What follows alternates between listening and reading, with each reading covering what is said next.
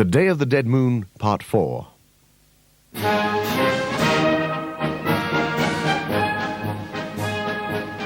For various complicated reasons, an ultimatum was issued to the Zulus.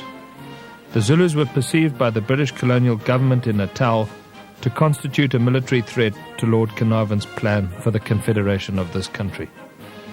The thrust of the ultimatum, which was issued on the 11th of December 1878, was that the Zulus would have to disband their army, and if they failed to comply with this within the prescribed period, it was the British intention to come and disband it for them. For various good reasons, the Zulus did not see fit to comply with the terms of this ultimatum. So Lord Chelmsford, in command of Her Majesty's forces in South Africa, decided that he would invade Zululand with 3 huge columns.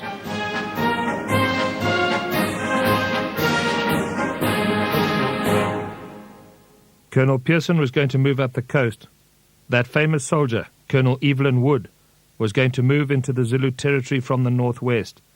And the strongest of these 3 columns, the big central column, was to move from Pietermaritzburg to Greytown, across the Tugela River at the Tugela Ferry, and up onto the big plateau, the Biggersberg, which is a spur of the Drakensberg Mountains.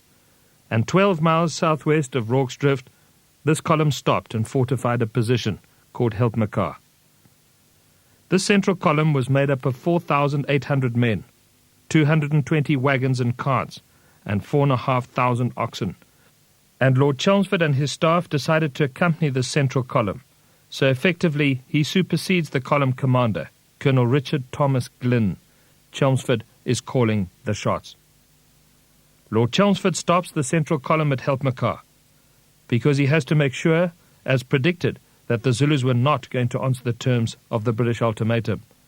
It was never intended that they should answer these terms, and it would have been terribly embarrassing for the British, indeed, if they had answered the terms of this ultimatum. When it became clear to Chelmsford that everything was proceeding according to plan, Lord Chelmsford descended down the Northstripper Pass to Rorke's Drift on the Buffalo River. It was New Year's Day, 1879, and there he waited for the ultimatum to expire.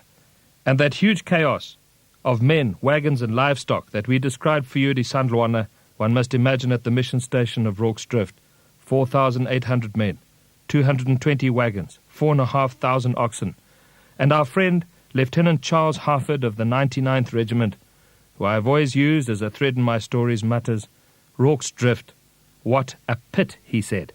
It was impossible to take in a mouthful of food without imbibing at least a half a dozen flies.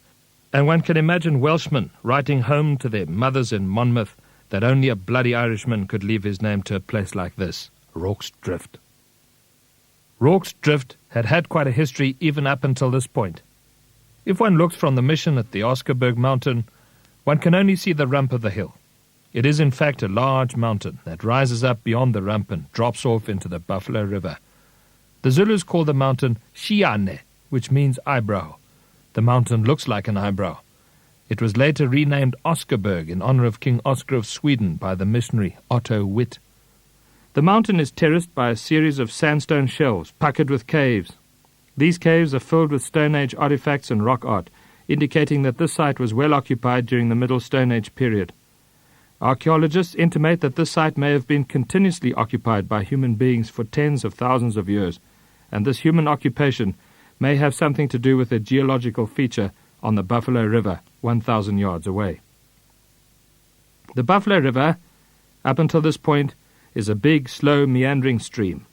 But here at Rorke's Drift it starts to cut its way into the low country, and its first move in doing so is to slide over a series of sandstone shelves which constitute the most magnificent series of natural causeways. A drift is a natural fording point on a river. There is a particularly good drift here at Rorke's Drift, a feature not repeated along the course of this river for more than 60 miles, and it was this ford that attracted those Stone Age people, and it was this ford that attracted Lord Chelmsford and his men. Rorke's Drift was named Rorke's Drift after an Irish trader come farmer called James Rorke, Esquire. Rorke was an energetic, intrepid, entrepreneurial Irishman. Rorke had come to this country in 1849. He came to South Africa because of a lack of potatoes in Ireland. Rorke had a huge farm, which consisted of the Shiane Mountain and the Great Plain, that extends north and west from the base of the mountain. Rorke built his little establishment up on a shelf of sandstone at the foot of the Shiane mountain. The shelf used to drop off about 4 foot sheer. The missionaries have broken and filled the steep bank over the intervening years. He built a house where the museum stands today, and 40 yards off to the north he built a storeroom where the little church stands today. The church is, in itself, an historic building. It was completed in 1882 and almost dates from this period. The church was built using some of the stone from Rorke's original storeroom and sits on the same spot as that original building. It is roughly the same size as Rorke's storeroom, and all one must do is imagine the church standing today, having a thatched roof and a veranda down its long side. In this storeroom, Rorke housed the commodities that he used to trade with his friends, the Zulus, and they loved him, and they called him Jimu, and they called his establishment Kwat Jimu, or Jim's Place. The old Zulu folk still call Rorke's Drift Kwat Jimu to this day. Rorke used to keep his milk cows in the well-built stone cattle kraal, which is still in its original position at the northern end of the ledge. James Rorke's great friend was the chieftain Schayo Gaqongongobese, was the wealthy and powerful chieftain who lived in the Bache River Valley opposite Rorke's Drift. Rorke and Schayo spent much time together. There are stories of these men walking the plains north of Rorke's Drift, clad in their jackets and cloth caps and shooting wildfowl together. These were balmy, happy days, and it is a great shame that it had to change. Schayo was the chieftain who in due course was to give Bartle Frere one of the pretexts for the issuing of the British ultimatum. Rorke was married to the most beautiful woman, Sarah. The local hunters of the period tell us that such a beauty was she, that after a protracted hunting trip to Mozambique and back, it was absolutely obligatory to pop in at Rorke's Drift just to gaze into the eyes of Sarah. This had the effect, they said, of raising one's flagging spirit. There is a photograph of Sarah in the museum at Rorke's Drift.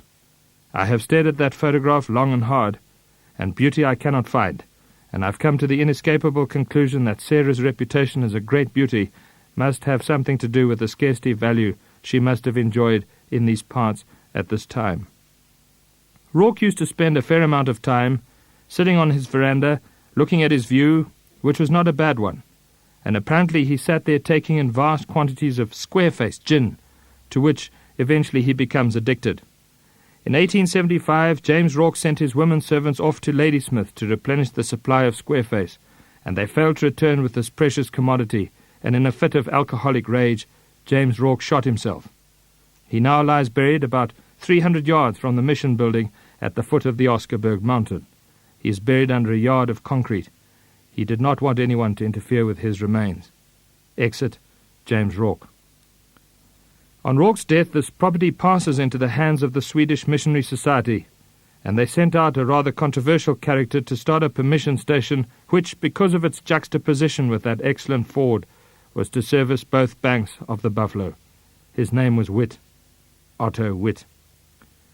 It is not clear if Witt demolished Rorke's old house before rebuilding, or if he simply added on to the existing dwelling. But he built a substantial dwelling on this same spot, and it was this house of Witt's which was, as it happened, destroyed by fire during the course of the Battle of Rorke's Drift. But Witt returned in 1879 and rebuilt his house pretty much on the same foundations and according to the same design, and the building which is today the museum is the house that Witt built, and it's in its 1879-1880 condition. It has been beautifully restored and is today the most delightful little museum and well worth a visit. The differences between the building that you see today and the building as it was on the day of the battle are these. The building today has a corrugated iron roof, whereas the original building had a thatched roof, and this building, down two sides, consisted of a series of little cubbyhole rooms which communicated largely with the exterior. This is a peculiar piece of South African colonial architecture. It was because the loo was detached or semi-detached, and this was to have great moment in the battle. The existing veranda is probably original. It led on to two big ante-rooms, one of which communicated with a little cubbyhole room. And Witt lived in this house with his wife and 3 infant children. He did not have the gorgeous daughter that the movie Zulu gave him. Otto Witt was not particularly pleased to see Lord Chelmsford and his men. And Chelmsford, having descended from the healthy heights of Helpmacar down to these lower altitudes, notes immediately that his men started to succumb to those maladies that took more lives of British soldiers in this country than ever did the spears of the Zulus or the bullets of the Boers: dysentery and enteric fever. If ever you want the harsh reality of what fever did to British soldiery in this country driven home to you, you should wander through the cemetery at Intombe in Ladysmith, the cemetery that serviced the British garrison during the siege. Go and wander through those hundreds of crosses marking the graves of men who died of fever. Kipling said, "Who recalls the noontide, and those funerals through the market, those blanket-hidden bodies, flagless, followed by the flies, and those footsore firing parties, and the dust, and the stench, and the staleness, and the faces of the sisters, and the glory in their eyes?" There was no glory here at Rorke's Drift. There were no sisters at Rorke's Drift. Chelmsford's men are going down with fever.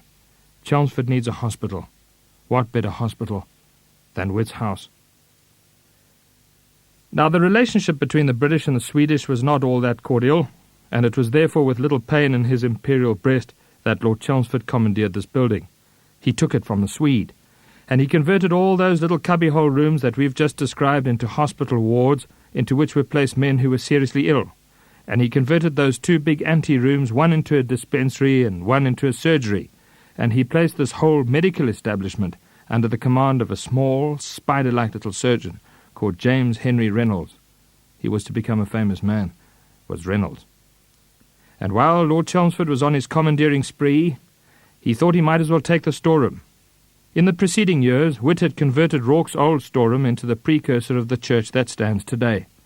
They used to hold services in that building on Sundays, and during the week Witt used the rooms of Rorke's old storeroom as classrooms in which he taught these people the rudiments of education. But that didn't bother Chelmsford. He booted the whole shooting match out of that building, and he established there for himself a depot which would house the commodities that he would now need for his invasion into Zululand. Please imagine that stacked up to the roof in that building are hundreds and hundreds of big heavy wooden boxes. These boxes had metal liners and contained good old ordinary army biscuits, and these boxes with their contents weighed 100 pounds each. And there were boxes and boxes of .450/577 Martini Henry ball ammunition, and boxes of tin meats, and outside the building is a great pyramid of 200-pound bags of Indian corn or maize meal, all under a tarpaulin. The maize meal was the staple diet of the British soldier. One thing the British had in common with the Zulus was their diet. This logistical centre was placed under the command of a logistical officer.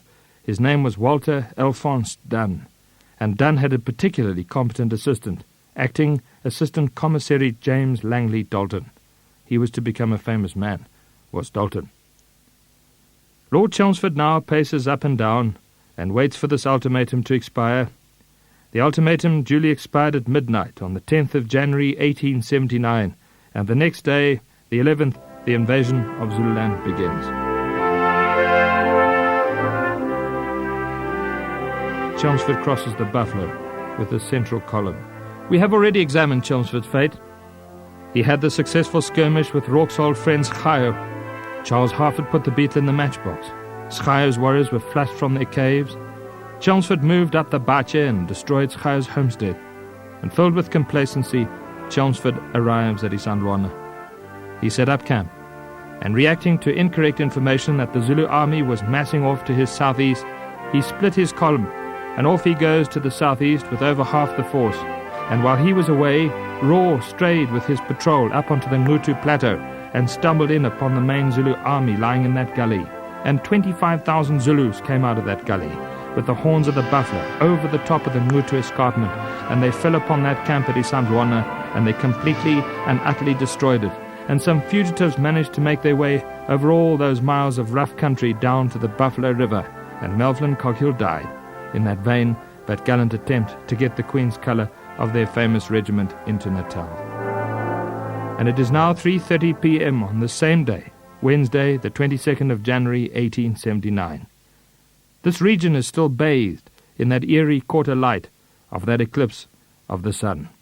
The eclipse was due to end at 10 minutes to 4.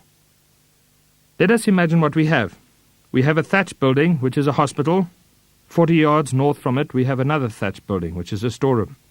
15 yards west of the stores is a large stone cattle kraal, and these features are on top of a sandstone shelf. Between the buildings and the Oscarberg mountain stand a cookhouse and an oven. For the rest, the scene consisted of bare veld up into the mountain, and the fact that this was an unfortified position is a further indication of just how complacent Lord Chelmsford was. Lord Chelmsford left at Rorke's Drift a garrison consisting of a single company of men. This was B Company of the 2nd Battalion of the 24th Regiment of Foot. There was a distinct Welsh character to B Company. The barracks had moved to Brecon, and many of the men had been drawn from the valleys of Gwent and Cwmbran in County Monmouthshire. The men of B Company were raw recruits. They had been drawn from the valleys to help complete the 9th Frontier War in the Eastern Cape. No one in B Company had ever been in a major battle before. Their officer, however, was not a Welshman. He was an Englishman. His name was Bromhead, Gonville Bromhead. Lord Wolseley, that most caustic of all men, had harsh words to say of Bromhead after this battle. He said he was a nice enough chap, but he was hopelessly stupid. He conceded that he was brave enough, but in every other respect he was a below-average officer. This is a typically Wolseleyan, typically scathing, incorrect summation of character with which we cannot agree. But to add to Bromhead's difficulties was the fact that this poor soul was partially deaf, and his deafness, as some have said, may well have been one of the reasons why he was left behind in safety, so it had been thought. We have the small, spider-like Surgeon Reynolds, in command of the hospital. There were 35 sick men in the hospital, of whom 28 were seriously ill, of whom 16 were so ill as to be immobile. We have Dunn, Dalton, and a staff of 5 looking after the stores. Lord Chelmsford also left here 300 black soldiers of the Natal native contingent. These were mostly Zulu-speaking blacks from Natal, who had an axe to grind against their North Tugela neighbours. No one bothered to train the NNC, and they were very poorly equipped with only 1 rifle for every 10 men, and only 5 cartridges per rifle. These men were not to stay for the battle. Neither indeed were there 11 officers and NCOs who were drawn from the riff-raff of Natal colonial society. Chelmsford also left here a gigantic priest. He was a giant of a man, was Padre George Smith of Rorke's Drift. He was 6'6" in height, he weighed 260 pounds, and had a huge, red, spade-shaped beard.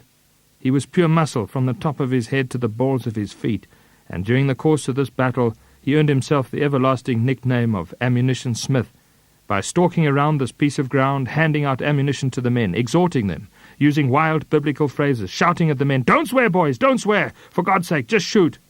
A marvellous character of Rorke's Drift is Padre George Smith.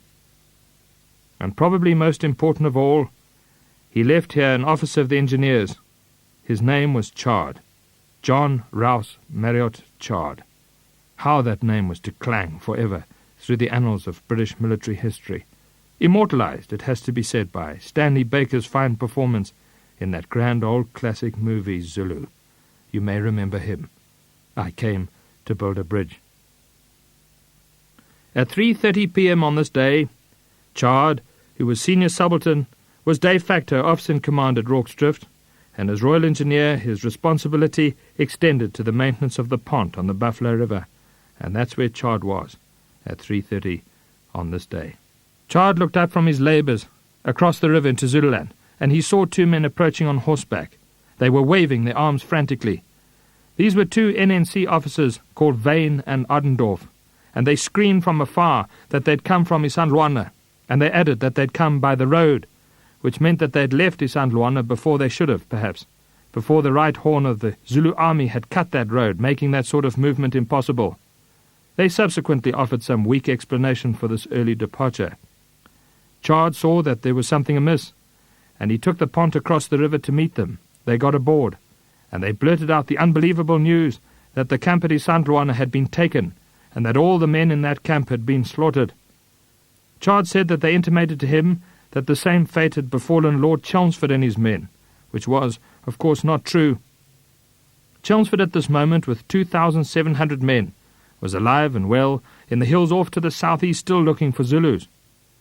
Chard admitted that he was in something of a funk on receiving this information. He moored the pont in the middle of the river and took the dinghy to the Natal bank, and when he got to the bank there was a messenger waiting for him with a message, and the message was from Bromhead, who in the interim had been informed of the disaster de San Juan.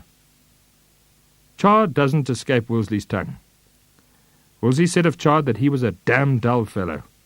In fact, Wolsey said of Chard and Bromhead that he had never in his life come upon two more uninspired officers than they, which is once again typically Wolsleyan stuff, which I would urge you to dismiss.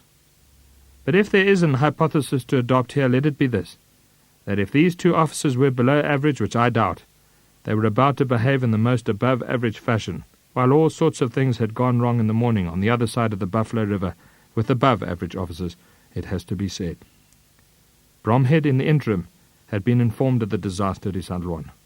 All the Imperial officers, NCOs and men that escaped from San Juan through the fugitive drift did not see fit to pop in at Rorke's drift for a second innings. They bypassed this establishment and headed straight for Helpmekaar. One of the 5 officers who escaped from San Juan did, however, have the good grace to pencil a note, which he had given to a Basotho horseman, a native levy, as they called these men, and he had bade this man take this note down to whoever he could find here at Rorke's drift. This breathless horseman had since arrived, and he'd handed the note to Bromhead. Bromhead read the note and gulped, and sent the note directly down to Chard, and I dare say that Chard must have gulped too as he read this note, because this note is the stuff of which this high drama is made. This note reads, "The camp at San Juan has been sacked by the Zulus, and all our men in it have been massacred. Nothing can stand in the way of this unstoppable Zulu army, and at this very instant a huge wing of this army is on its way to hit you at Rorke's drift, and your only course of action, for God's sake, is immediate flight." One can only imagine how Chard felt when he read this note. Chard galloped up to the post. I think he was expecting to find that provision was being made for the evacuation of this post, and he might have been surprised to find that a decision had been taken in his absence to stand and fight.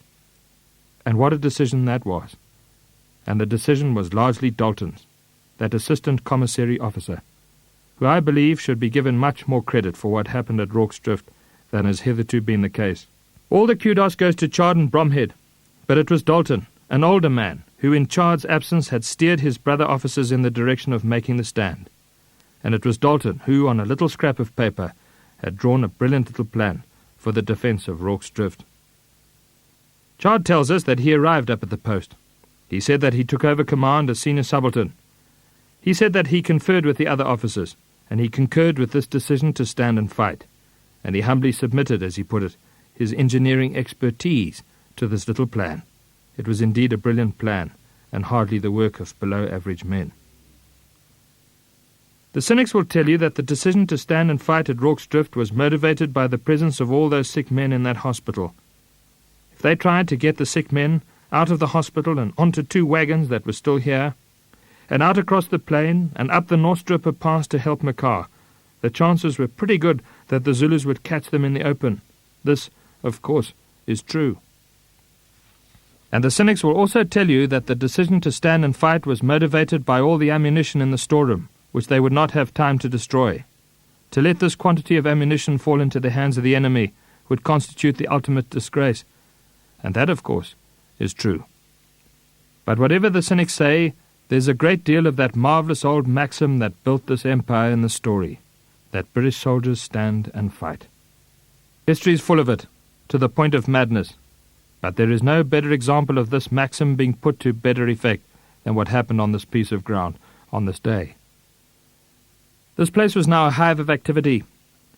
Chard took the 300 men of the NNC who were still here, and the men of B Company, and they started to ferry mealie bags from the great heap in front of the stores, across the courtyard to the south end of the hospital, and they ran a 4-foot-high wall of mealie bags from the south end of the veranda to the edge of the ledge. Here they turned the wall 90 degrees, and ran it north along the edge of the ledge all the way to the stone cattle kraal, which they wanted to include in these defences. They ran a 4-foot-high wall of mealie bags connecting the cattle kraal to the commissariat store. They barricaded the outer walls of the commissariat store with biscuit boxes and with mealie bags, and they loopholed holes through the walls with a pickaxe. They then ran a wall of mealie bags from the stores to the hospital and placed the 2 wagons in this wall, and they stuffed mealie bags between the wheels of these wagons. It was brilliant. It linked the hospital, the stores, and the cattle kraal. the three major features, had now been tied together, and at the same time these men have given themselves this great northwestern rampart, which, if you an attacker, would constitute at least an 8-foot barricade, 4 feet of ledge, with 4 feet of mealie bags on the top. This is hardly the work of below-average men. Now, implicit in this grand scheme is the fact that the south and east walls of the hospital were to face on to the Zulu attack. You will remember from our earlier description of this hospital that those were the walls which subtended the little cubby-holes in which men had been placed who were seriously ill. It would have been an unnecessary waste of time to evacuate the sick men from those cubby-holes. What they had to do now, of course, and they did, they had to call upon volunteers from the ranks of these Welshmen to get into those cubby-holes to defend them, and it was at this pivotal juncture that those immortal souls of British military history emerged. Private Henry Hook. Hook was the cook, and Private Robert Jones, and Private William Jones, and Private John Williams, Private Joseph Williams, Private Thomas Cole. Good Welsh names, all of them. They said, "We'll do it, sir." It's a fantastic story.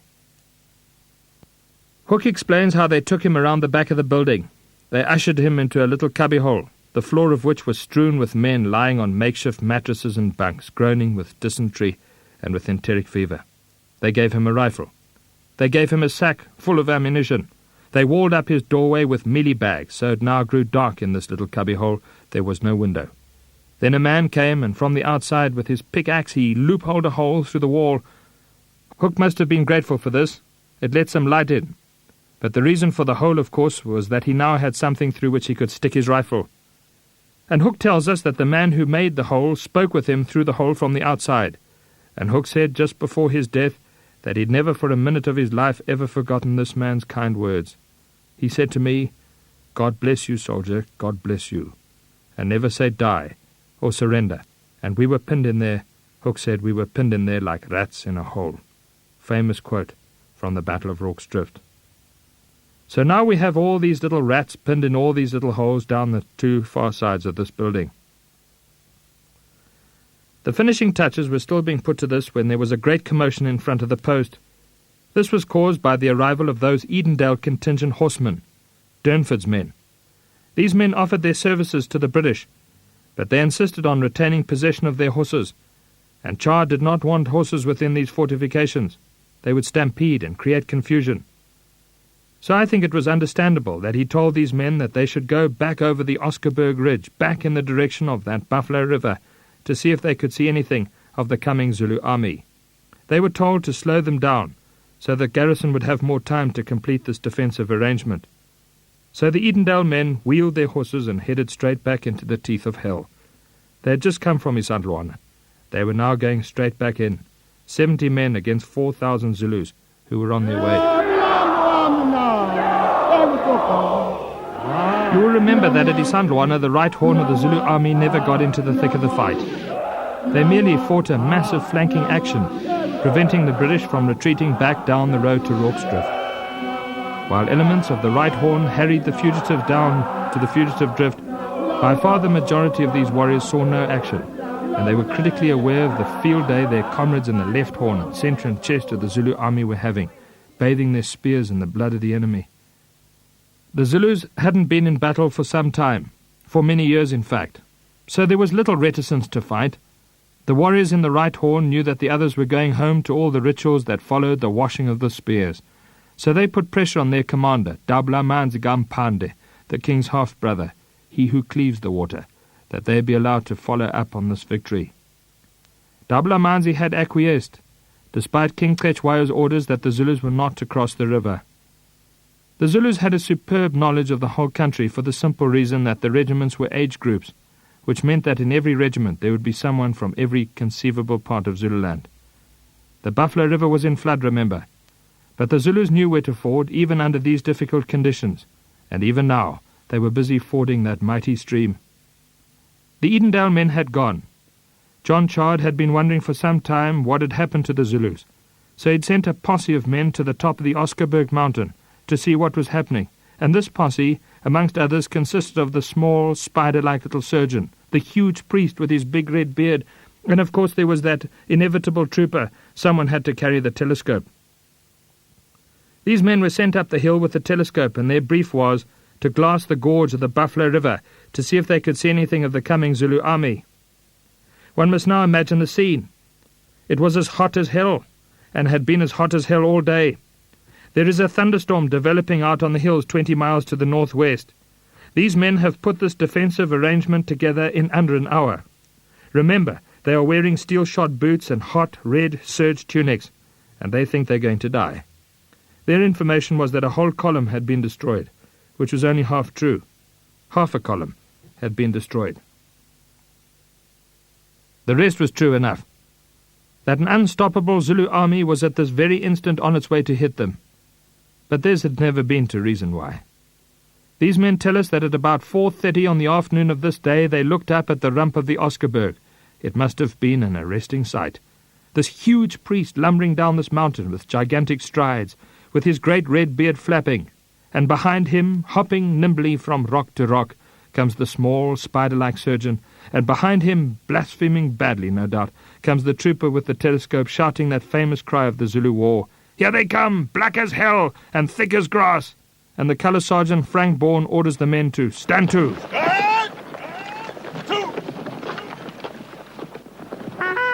And they all stood to, each man at his place with his rifle. And the priest jumped into the post, as did the surgeon, and someone probably booted the trooper in, and they waited for 10 tense minutes. Nothing happened. The next thing that did happen was that there was another commotion as the Edendale contingent, those 70 horsemen, came back over the ridge. The officer saluted John Chard again. Only this time he said, "Lieutenant Chard, I regret to tell you this, sir, but my men no longer wish to listen to me. Quite frankly, sir, we've been out at Isandlwana.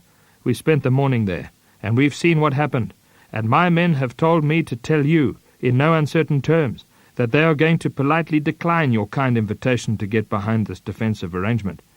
But I've managed to get my men to agree to taking up a position on this Ngindi mountain opposite, from which we will attempt to harry this huge Zulu attack that is coming from a flank, and that is the best that I can do." Well, Chard had to accept this. What else could he do? The officer saluted Chard, Chard returned the salute, and with that the 70 competent mounted infantrymen left the field. One can only imagine how the soldiers of the 24th Regiment felt at this desertion. And as they left, one of these black soldiers turned in the saddle and shouted up in Zulu at the 300 men of the NNC who were still here, "You fellows won't believe what happened at Isandlwana. Everyone has been mumuled. Everyone has been qaqad, disemboweled. The Zulus are just over this ridge, and the same fate awaits you all shortly." And with that, apparently as one man, the 300-strong force of NNC, together with their 11 officers and NCOs drawn from the riff-raff of Natal Colonial Society, decamped. They deserted. They leapt over the wall and they fled off in the direction of the setting sun. So incensed now were the soldiers of the 24th at this second desertion so hard on the hooves of the first that they fired a volley into this retiring mass. We suspect that they aimed at the white men because they succeeded in flooring a lance corporal called Anderson, who assumes the horizontal posture and becomes the first rather undignified casualty of the Battle of Rorke's Drift. These men at Rorke's Drift have now been left in the most appalling predicament. Such a striking feature of the battlefield of Isandlwana is the sheer size of it.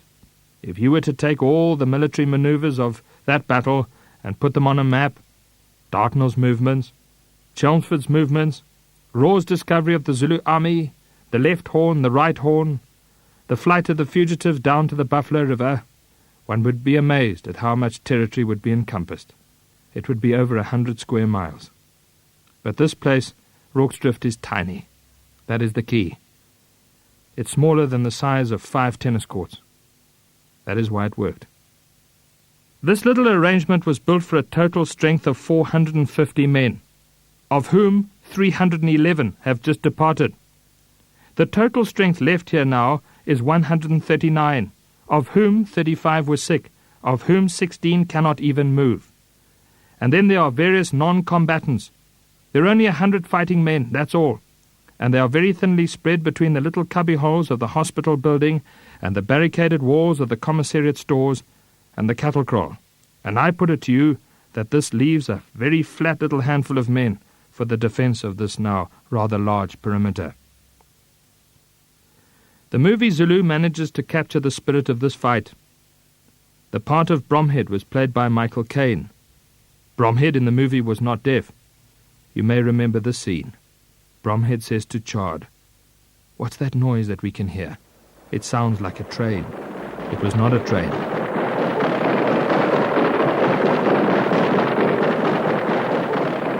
It was the noise that you get when you thump 4,000 assegai shafts against 4,000 shields. Thump, thump, thump, thump, coming from the other side of the Oscarberg Ridge, coming from an enemy they couldn't see. And with this sort of pressure being brought to bear on these below-average officers, below-average my foot, they made another above-average decision. They took this handful of Welshmen from the valleys, and they raced across the courtyard into that commissariat store, and they hauled out those big heavy wooden boxes that contained army biscuits, and they ran a wall 4 foot high of biscuit boxes from the near corner of the storeroom across the courtyard to the edge of the ledge. They cut the courtyard in half with a line of biscuit boxes. It was brilliant. It gave them a second line of defence. It gave them the choice of falling back into the area on the far side of that wall or into the area on the near side. And if it wasn't for that line of biscuit boxes, the Battle of Rorke's Drift would have been a very short one indeed. A Welshman told his mother that the most important part of the whole defensive arrangement was built of biscuit boxes. He added too that army biscuits could stop anything. The last of these boxes was still being put into position when the men looked up at the terraces of sandstone on the Oscarberg, and they saw an awesome sight. The sight was of a huge white stallion carrying Dablaman's Gampande, the king's half-brother. What a magnificent man he must have been. There is a full life-size photograph of him in the museum at Rorke's Drift, and what a marvellous energy comes out of that face. The simplicity and dignity of this man, with his head ring and his necklace of lion claws. What a character he must have been, Dabla Manzi, he who cleaves the water. And behind him they could see, coming over the Oscarberg Ridge, the plumes and the headdresses of the senior warriors of the Utulwana regiment. And as those men emerged to their full height, they started to slap their great stabbing spears against the leather of their shields. And 4,000 Zulus came over that ridge, and they squatted down on the slopes of that Oscarberg mountain, and they filled this late afternoon with their war songs, and they rattled their spears. What an amazing sight this must have been, if you were a fly on the wall, that is. Lots of Zulus had guns, and those with guns went and ensconced themselves in those caves and rocks and boulders of the Oscarberg terraces. From up there they opened up a wildly inaccurate but nevertheless disturbing fire, and any person with any military experience at all would tell you that as a defensive position, Rorke's Drift has one huge inherent weakness, the proximity of that high ground to it. There were 4 Zulu regiments, the Utloko, the Utulwana, the Indlo, and the Indluyangwe. 2 were senior and 2 were junior. What then happened was plain, simple human nature. The senior warriors prevailed upon the junior ones to attack first, and that noise starts. That noise that Horace Lockwood Smith Dorrian described for us at Isanlwana, like a gigantic swarm of angry bees. Zee, zee, zee, coming from 4,000 throats as they psyched themselves up for the attack. No one here had ever been in a major battle before. Not just the troopers, but the NCOs too, and their officers. They were all green. And that colour sergeant, what a marvellous human being he must have been. Frank Bourne was his name. He subsequently described himself self-effacingly as being 5'2" in height and painfully thin. He must have known, cometh the moment, cometh the man, that it was up to him now. So he took it upon himself, and he went up to every single soldier, and privately and personally he reassured every man with those famous words, "You mark your target, my boy, you mark your target as it comes, and you wait, my boy, until you can see the whites of their eyes."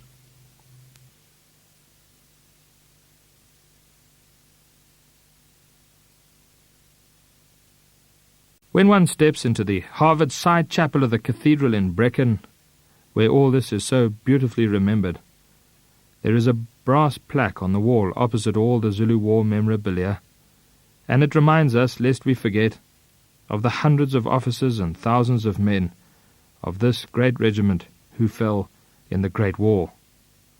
One can almost hear the NCOs in the trenches at Gallipoli and on the Somme reassuring Welshmen with the same surnames, Welshmen from the same valleys of Gwent and Cwmbran, with a similar cry, "Remember Rorke's Drift, boys, remember Rorke's Drift." The whole ethos of Welsh soldiery in this century takes its origin in this moment, with this colour sergeant saying to these men on the spot, "You mark your target, my boy, you mark your target as it comes, and you wait, my boy, until you can see the whites of their eyes." And the Zulus going, "Zee, zee, zee." And suddenly, with a huge ear-splitting cry of "Usutu," 1,000 warriors of the Ilduyangwe regiment come out of those terraces in a headlong sprint. Their aim apparently was to get into the post where the 2 wagons had been placed in the east wall. The lack of Zulu tactics in this battle is appalling. If they'd used the horns of the buffalo, like they had in the morning at Isandlwana, it would have been all over in that first wild rush. A strange thing happened, or maybe it wasn't such a strange thing. This huge sprint of Zulus gets caught in a converging fire, coming from the cubby holes of this hospital building and from the barricaded walls of that commissariat store, and men run from the west wall to the east wall, and they all fired as hard and fast as they could into this packed mass, and that Zulu attack was checked. In its tracks, it was checked. And the lesson that was learned here at the Battle of Rorke's Drift in that first wild rush was a salutary one, and it was well applied hereafter. And the lesson, of course, was, put the man with the Martini Henry rifle for God's sake behind a barricade, and put his ammunition next to him for argument's sake, and keep him close with his comrades on ground of your choosing, and don't you dare betray him with poor tactics. Hell, he's a difficult fellow to dislodge then, if all one has is a kiri and a spear and one's raw Zulu courage. The Zulus were stunned. They took huge casualties. They went round the back of the hospital and attacked the southwest corner, where there was a step, an irregularity in the sandstone shelf, about which somehow they knew. The shelf there dropped 2 feet and went out about 10 feet before dropping the other 2. The Zulus got onto the step, onto the ledge, over the line of mealie bags, and they forced all the men from the front of the hospital. These men desperately tried to build a wall of mealie bags from the northwest corner of the hospital to the ledge, so that they could relinquish this area in front of the hospital to the Zulus and concentrate themselves. But the Zulus would have none of this. They were brave men, remember. There was nothing braver than a Zulu. They pushed over this line of mealie bags. They forced these British soldiers, bayonets fixed through the courtyard. These soldiers leapt over the line of biscuit boxes. They must have thanked the Almighty for the army biscuit, as they spun round, and now being in a strong position, they fired into the courtyard and cleared the courtyard of Zulus. And this area now becomes a no-man's land. But the building, the hospital, with its inmates, the sick men, and their defenders, was now left in the hands of the Zulus, and Rorke's Drift is really famous for what now happens in this building. The Zulus got onto the veranda of the hospital. The bare feet of those warriors padded over those flat stones that are there today. They were protected by a room at the end of the veranda from bullets coming from behind the line of biscuit boxes. The Zulus on the veranda broke into the 2 rooms that led off it, and desperate fighting has now started in the building. On the far side of the building, protected by the building itself, from the bullets coming from behind the line of biscuit boxes, there are hundreds of Zulus tearing at the mealie bags and biscuit boxes that plugged up the doors and windows of the cubbyhole rooms, and behind those makeshift barricades fighting frantically for their very lives, with the likes of our friend Private Henry Hook, the cook. We are now standing at the south end of the hospital. We are looking up at the Oscarberg mountain. We can see thousands of assegai rattling blood-maddened Zulus. Hundreds of them are attacking this building. Here we have a doorway. It is plugged with mealie bags. There is a hole, out of which is sticking a rifle, on the end of which is a bayonet. Lying on the ground, there are the bodies of 14 Zulus. They have all been killed by this demon of a little Welshman behind the rifle.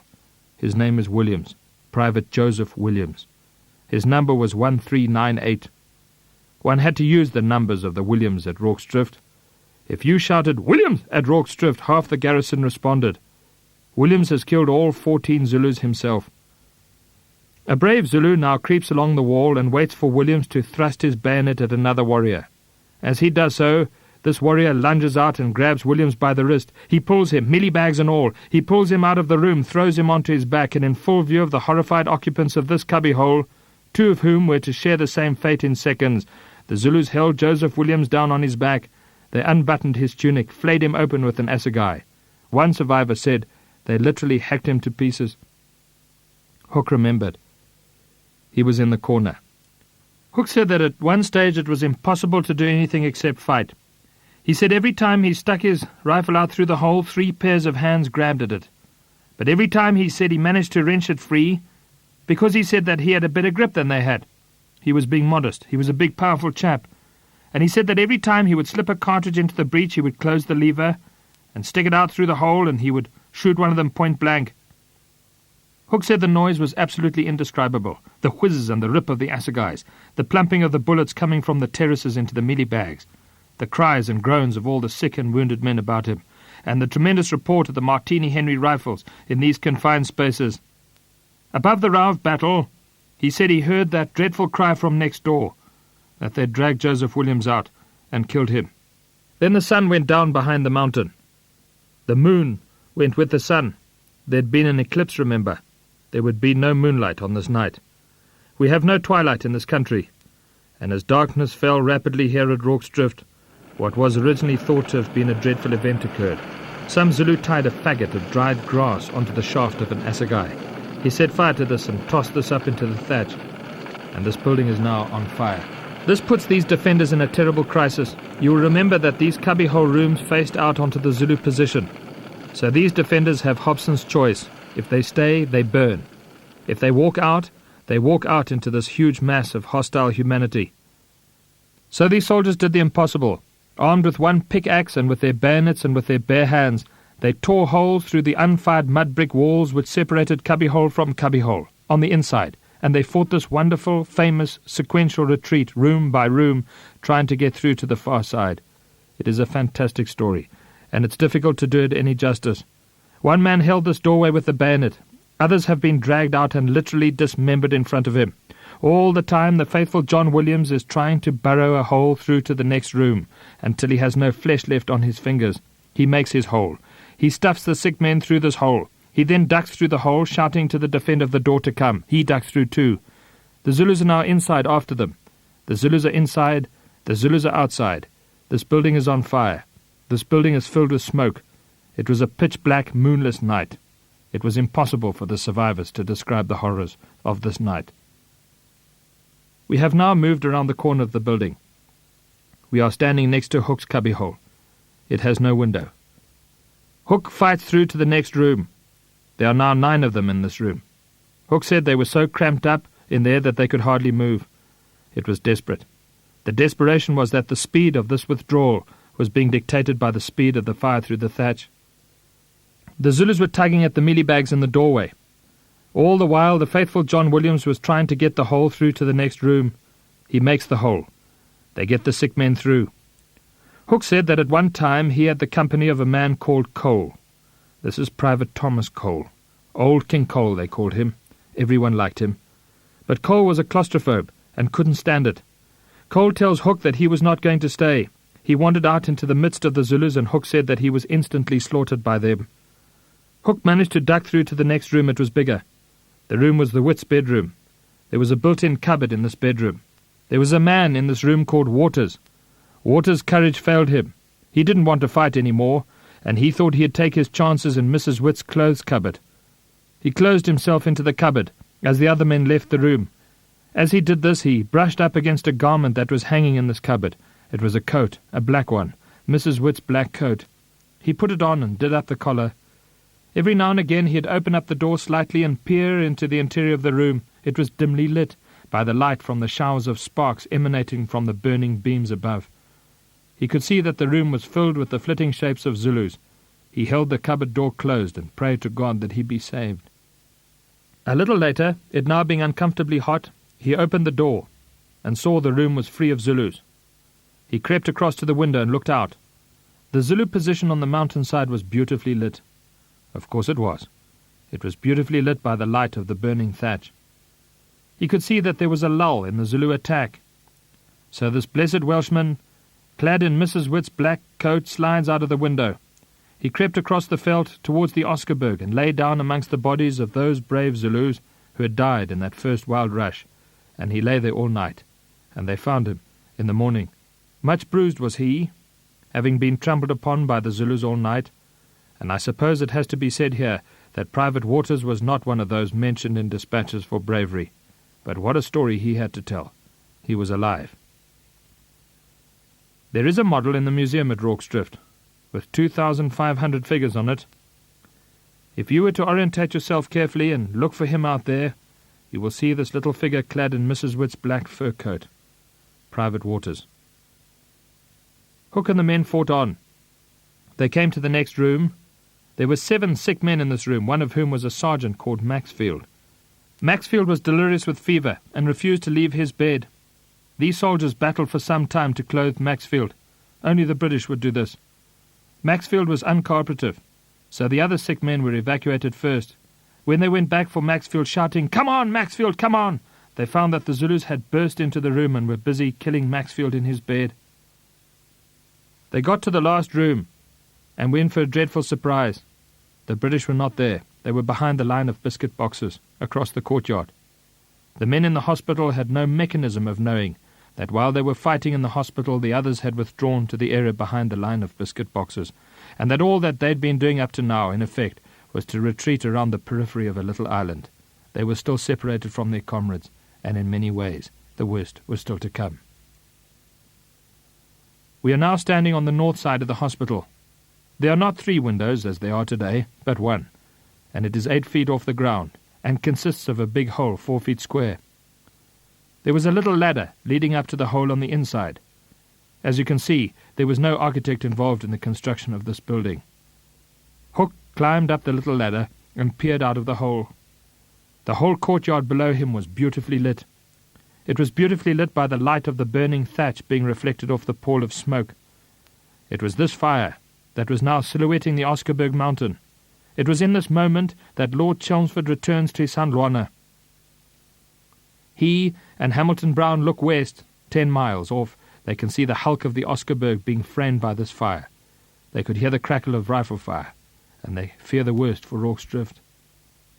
And it took Hook the cook to make the very good point that by setting fire to this building, the Zulus had in fact made a huge tactical blunder.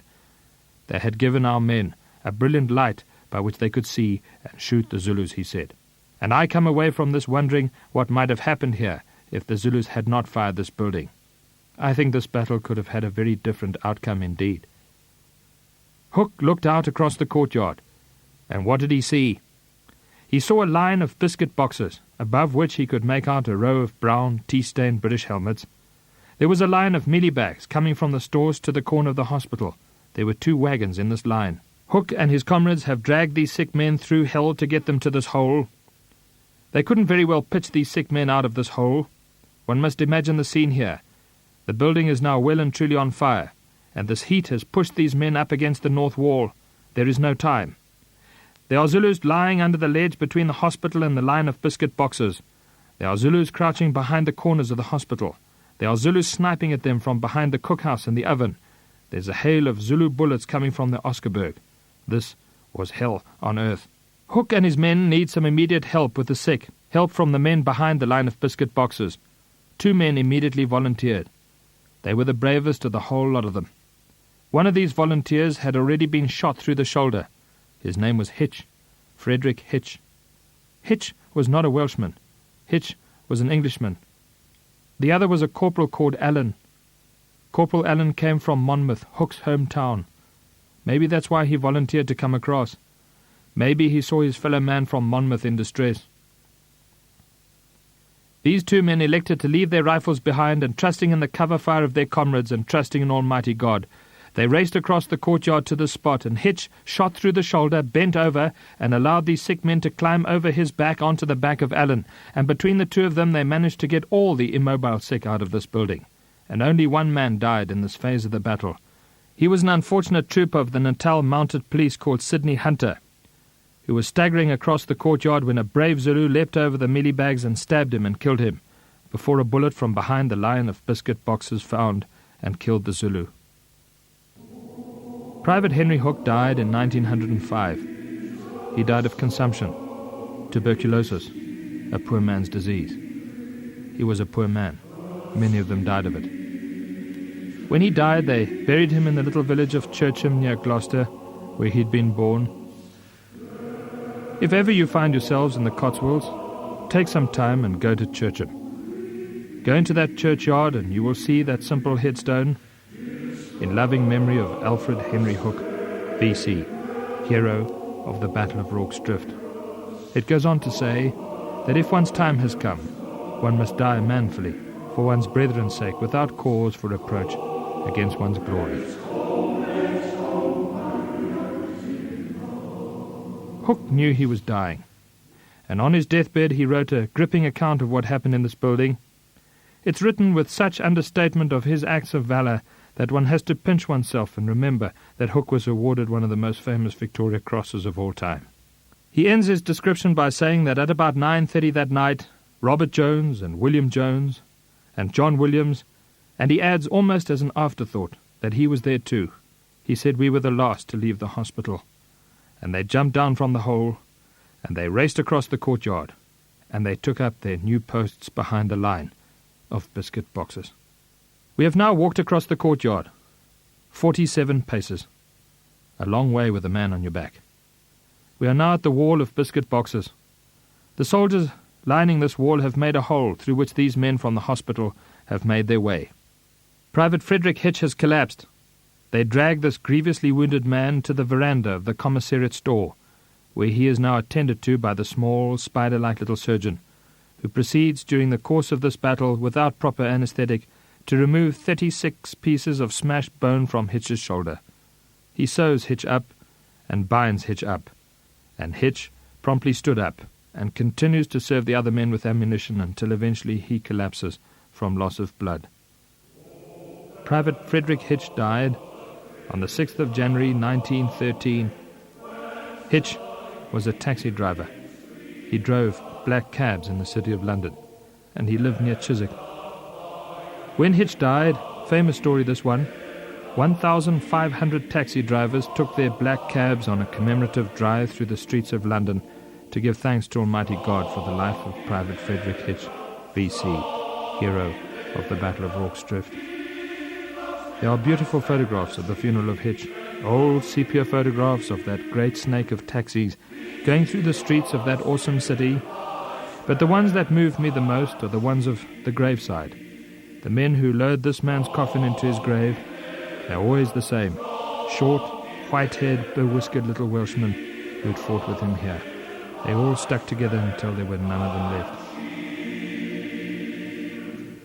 We have now turned around, and we are looking back at the hospital.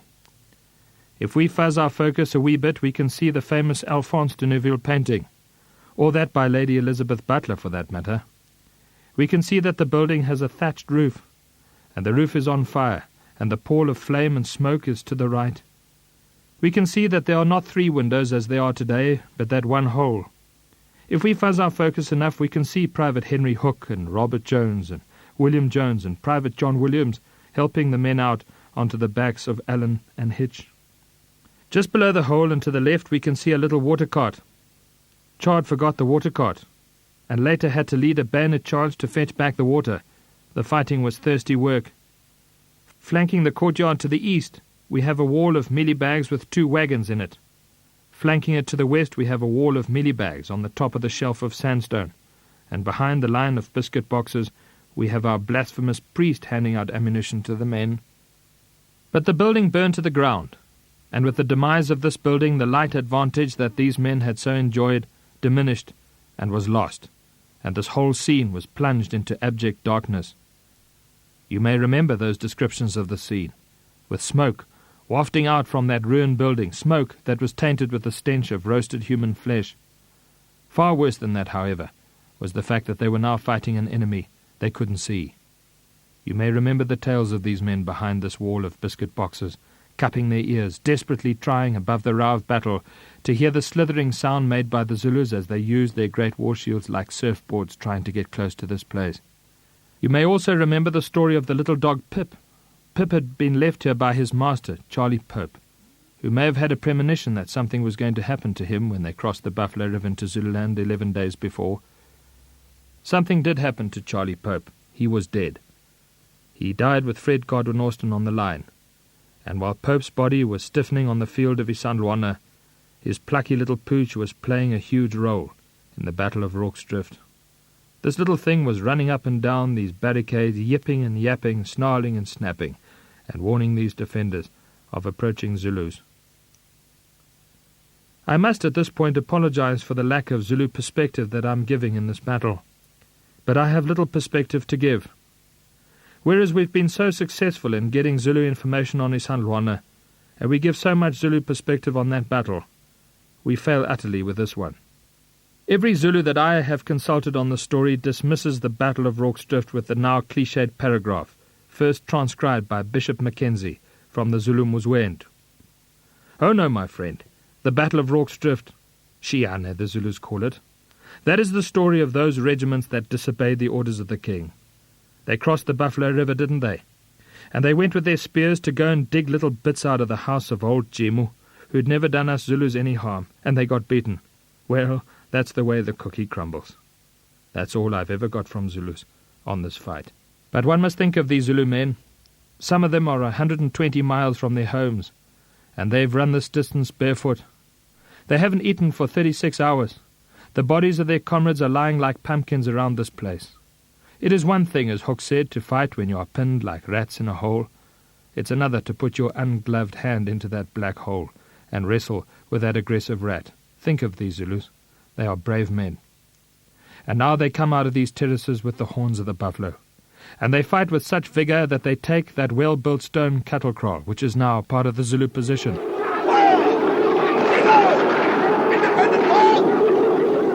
The British position is now tiny. It is bordered by the storeroom, with its thatched roof and veranda, connected by a wall of mealie bags to the facing wall of the stone kraal. The rest of this kraal is occupied by Zulus. A line of mealie bags runs along the shelf of rock to the junction with biscuit boxes, and this line runs back to the stores. That's all it was. The Zulus surround this position. This attack is repulsed at point-blank range and at the point of the bayonet. The Zulu attack dissipates, and the warriors fall up into the terraces of the Oscarburg, and from up there they fill this pitch-black moonless night with their war songs. And then the next attack comes, attack after attack. That is how this night passes. It is during this frantic phase of the Battle of Rorke's Drift that you may have read that the barrels of those Martini Henry rifles glowed red-hot in the night. Some of the Zulu counts incidentally support this. You may have read that the breeches of these rifles were so hot that they were cooking off cartridges before the trigger was pulled. You may have read of these men frantically trying to close the lever over the fresh cartridge before it blew back out of the breech, hitting them in the face, blackening their faces and blinding them. You may have read of these men burning their fingers, trying to free the rolled brass cartridge cases from these superheated breeches. You may have read of these men tearing their red tunics to make makeshift gloves to handle these weapons which had become too hot to hold. And you may have read of these men, little Welshmen, suffering with dislocated shoulders from the incessant recoil of the rifle. These are the stories of Rorke's Drift. The cynics will tell you, however, that these stories are exaggerations, and who knows where the truth lies. But the quartermaster's report stands firm and tells us that 20,000 cartridges were fired off by this little garrison during the course of this fight. This statistic must tell its own story. In a lull in the fight, John Chard, Royal Engineer, was so convinced of the desperation of his situation that he ordered the men to build the famous redoubt of mealie bags in front of the storeroom. It was 12 feet high, hollow in the top and big enough to contain 12 men. Chard tells his men that this was where they were going to fight their last stand, like British soldiers do. It was almost as if they were building their own sarcophagus. But it was not to be. In the corner of the defensive arrangement, where the line of biscuit boxes butted into the barricade of mealie bags on the shelf, there was a Swiss man. His name was Schiess, Frederick Ferdinand Schiess. What a Swiss was doing in South Africa, fighting for the British against the Zulus, is a fundamentally good question, for which I have no good answer, but to tell you that he was an NNC corporal who had been injured at Schaio's stronghold. He was therefore one of the sick from the hospital. The underside of his foot had apparently come adrift. He had insisted on being given a rifle, and here he is in this corner. Early during the fight, a musket ball came out of the terraces and struck him in the instep of this foot, blasting out what little flesh was left. It's hard to imagine a worse injury. Shees insisted on sticking to his task at his post. During the night, a brave Zulu got into the notch in the sandstone shelf, 20 feet from Shees. This Zulu had a tower musket, and every now and then he would lean out of that notch and let fly down the wall of millibags with this piece, causing much consternation and some casualties. The British said, "We have to get rid of this fellow. Who's going to do this?" And Shees, brave Shees, said it might as well be me. So Shees crouched down behind this wall. He was waiting to hear the report of the Zulu's firearm, which would tell him that the Zulu would be incapacitated getting his piece ready for the next shot. He hears the report of a rifle. He assumes that this was from the Zulu's rifle, and this was the time to take him. And so, without an instep in his foot, she somehow manages to clamber over this line of millibags. Apparently, he hopped out along the shelf and raised his rifle to shoot the Zulu, and the Zulu promptly raised his rifle and shot Shees. The bullet hit Shees square on his headdress, knocking his hat off and stunning him. Shees collected himself, hopped back along the shelf. He calmly shot the Zulu hiding in the notch, bayoneted one and another, and nonchalantly retrieving his hat, he returned to his position.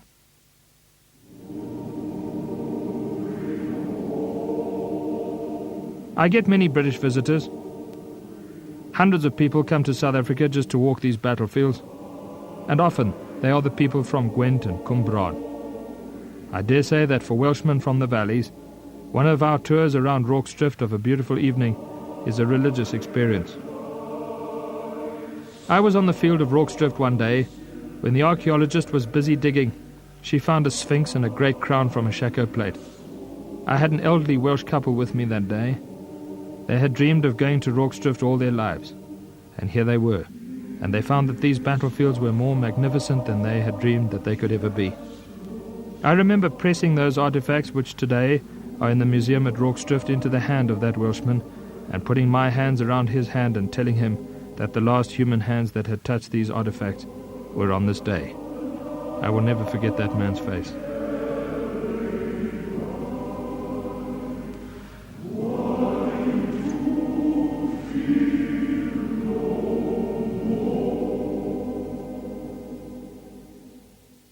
In the wee hours of the 23rd of January 1879, the Zulu attack slackened and stopped, and the Zulus massed up on the Oscarburg terraces, and they filled this leaden pre-dawn with their war songs, and they rattled their spears. John Chard, Royal Engineer, was asked by Her Majesty Queen Victoria to go across to Osborne on the Isle of Wight so that he could personally relate to her what then happened. I have this image of Chard standing to attention in front of the Great White Queen. He explained how he looked up at those terraces. He could see this great mass of humanity, and the Zulus were rattling their spears and chanting. Chard must have looked into the faces of his men. They were blackened and bruised. Their arms were hanging off dislocated and bruised shoulders. These men were finished, and they had been finished for some time. Chard's heart must have been filled with pride and foreboding. Pride because his men had done the impossible, and foreboding because he knew that if the Zulus came one more time, his men were history. They had only 600 rounds of ammunition left, but it was not to be. Suddenly, as one man, the Zulus went silent. These British soldiers watched in mute silence as the Zulus started to ferret the bodies of their dead out of the rocks and boulders and cracks and crannies and caves of the Oscarburg, and they watched as the Zulus gently laid them out on their great war shields, and they watched as they lashed them onto these war shields with leather thongs. Then the Zulus rose up as one man. They then turned, and dragging their dead behind them on their great war shields, they quietly disappeared to the south. Dear God, the Zulus were gone. Chard called upon the Colour Sergeant Frank Bourne to read the roll. "Colour Sergeant Bourne?" "Sir?" "You read the roll, please." Frank Bourne read the roll. And that stalwart little Colour Sergeant, the spine of the British Army, the man who'd held the men together throughout this terrible battle, the man who described himself as being 5'2" in height and painfully thin, his voice cracked as he read out the names of those 15 men who were dead, and the 2 who were then lying, dying, on the veranda of that commissariat store, being attended to by that small, spider-like little surgeon. Frank Bourne read the roll. Go and watch the movie Zulu again. You will not get through that piece at the end, where Bourne reads the roll with a dry eye. Frank Bourne died on VE Day. He died on the 8th of May, 1945. He was 91. He was the last of these true men of Harlech. Frank Bourne was tape recorded by the BBC for their program I Was There in 1935. The tape survived until 1960. Apparently it was thrown out of an archive deemed as being of little future interest. What a shame that we can no longer listen to the voice of a man who was here. Frank Bourne read the roll. The Zulus were gone.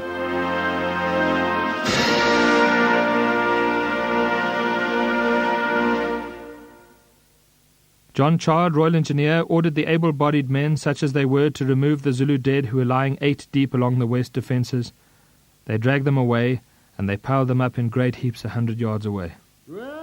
Can you imagine the horror on these faces when they looked up, and in the full light of the coming day, they saw that the slopes of this Ngindi mountain opposite had turned black with Zulus. The Zulus had come back. Or worse still, these were possibly fresh Zulus, fresh on looted British bully beef from Isandlwana. These Zulus were all rattling their spears and chanting, and Chard and his men looked at that, and they thought they were going to die. There was nothing they could do about that. It later became clear to these men that these were the same Zulus that had merely returned. There were 3,500 of them.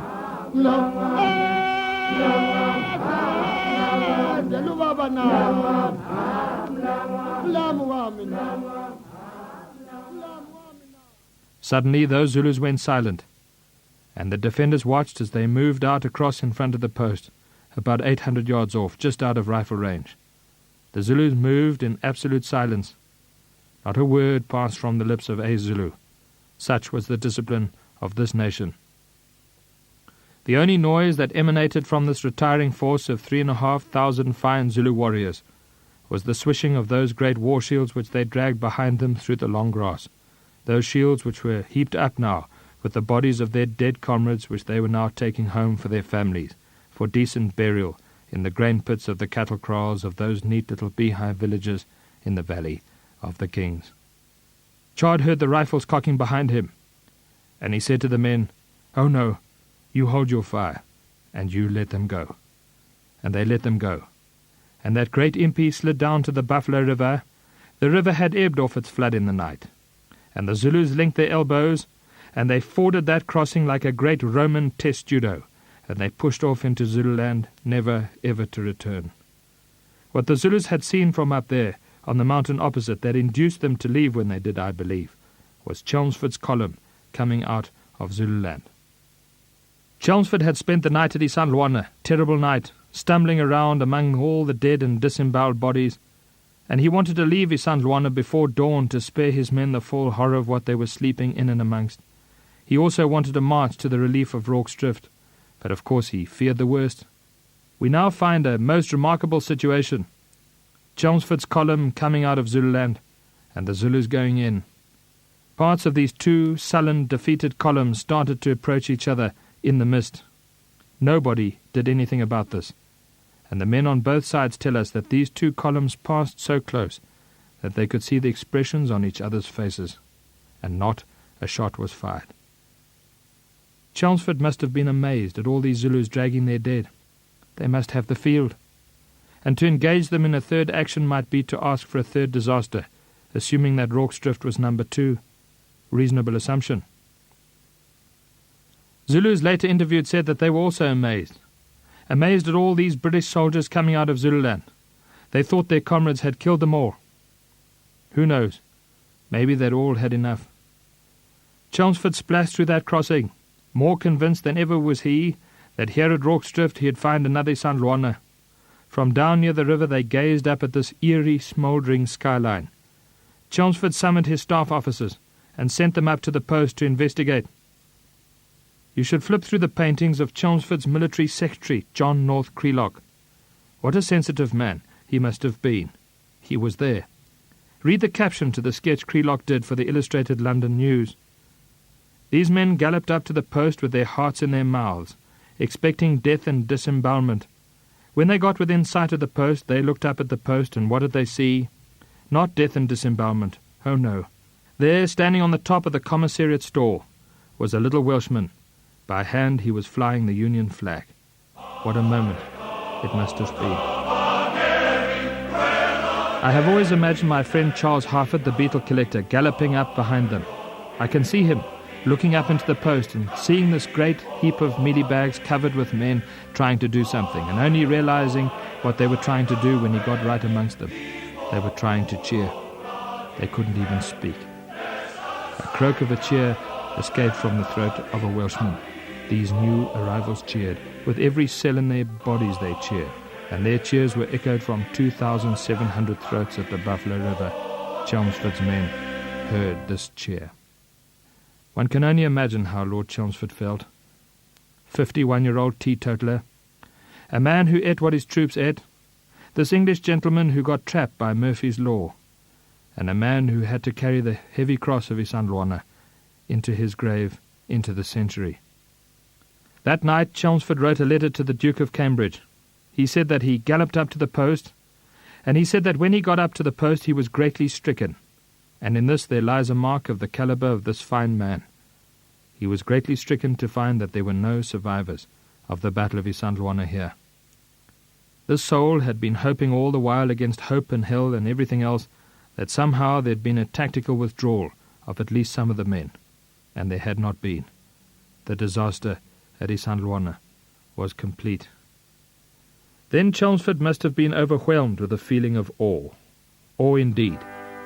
That the 139 British soldiers, of whom 35 were sick, armed with the Martini Henry rifle and with the bayonet, and as that colour sergeant Frank Bourne would be quick to remind us all, with a good measure of British guts behind it, had held out all night against this impossible attack by 4,000 Zulus in what must surely be one of the most famous battles Britain ever fought. There were 11 Victoria Crosses awarded for valour here. There were more VCs awarded for valour in this battle than in any other battle in the history of the British Empire, and that statistic of course includes both world wars. And I put it to you that Rorke's Drift today constitutes the most magnificent understatement. You may some day walk into that museum. You will be moved to see the dignity with which the story is told. You may wander to the British Military Cemetery, and you will be moved to find that there has never been a scratch of graffiti on any British stone in all those years that have passed, a mark of the calibre of this fine community. You will see excellent schools. You will meet decent, polite people. You will see a world-famous arts and crafts centre producing tapestries, rugs and pottery that find their way into art galleries all over the world. And I hope that as you wander around, you will come upon one or two, or perhaps upon all three, of the fine memorials that will remind you passers-by of the bravery of those 600 fine Zulu warriors who lost their lives here in 1879 in defense of their old Zulu order. And maybe moments like these are moments for us to contemplate, for once and for all, that Binion's famous words must surely apply to these brave men too. They shall grow not old, as we that are left grow old, and age shall not weary them, nor the years condemn. And at the going down of the sun, and in the morning, we will remember them.